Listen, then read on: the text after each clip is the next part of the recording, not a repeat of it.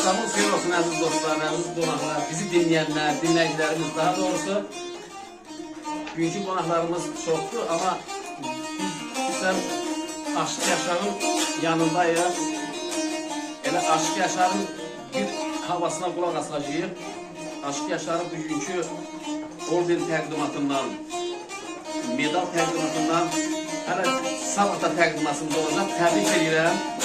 Günaydın olsun ki, bundan da yaxşı mədəniyyət nişanlarına inşallah təqdimatı olsun. Mədəniyyət nişanlarına yaşarlarımız. Günaydın olsun Dədə Ələsgər, bizim sazımızın ozanı, sözümüzün ozanı Dədə Ələsgər ordenlə, nişanla tərtib olunmuşdur. Təbrik edirəm siz qardaş. Çox sağ olun Fərman müəllim. Mən də sizi təbrik edirəm. Mən çox xoşbəxtəm ki, bugün Niyaməddin bəyin o el arasında ciyar axşamı deyirlər. Ciyar axşamında iştirak edirəm. Mənim üçün böyük fəxirdir. Gün o gün olsun ki, gələn il bu vaxtı da bir Allah təala sizə bir oğul nəvəsi qismət eləsin. Onun sünnət toyunda ciyar axşamında iştirak edirəm. İnşallah. Çox sağ olun. Təşəkkür edirəm. Üstadlarımız deyib ki, Dədə Ələsgərdən deməyəndə aşığı məclisdə dili tutular, lal qalar.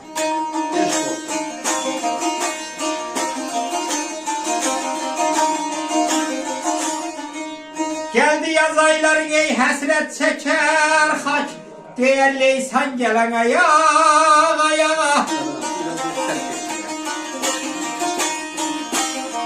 Lənət de şeytana şərişdən əl çək, şeytan səni salar ayağa ayağa.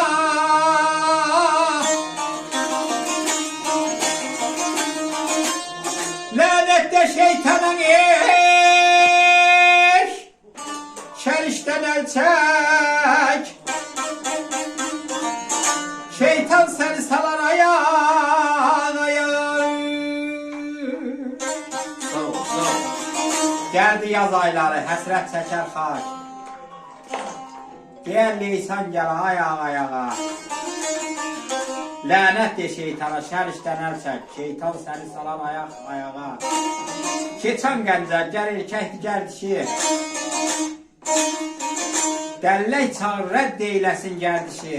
Qəzanın qədəri çarxın gərdişi, sərsəri tez salar ayaq ayağa. Gör mühürbətdə necə deyir, ay hörmətli Fərman müəllim.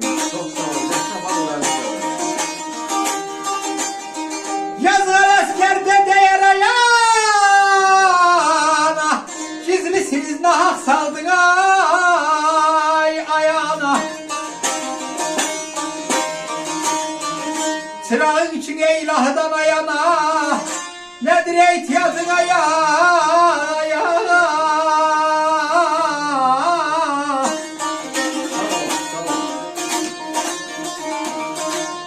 Çırağın için ey ilahıdan ayana, nedir ihtiyacın ayağa.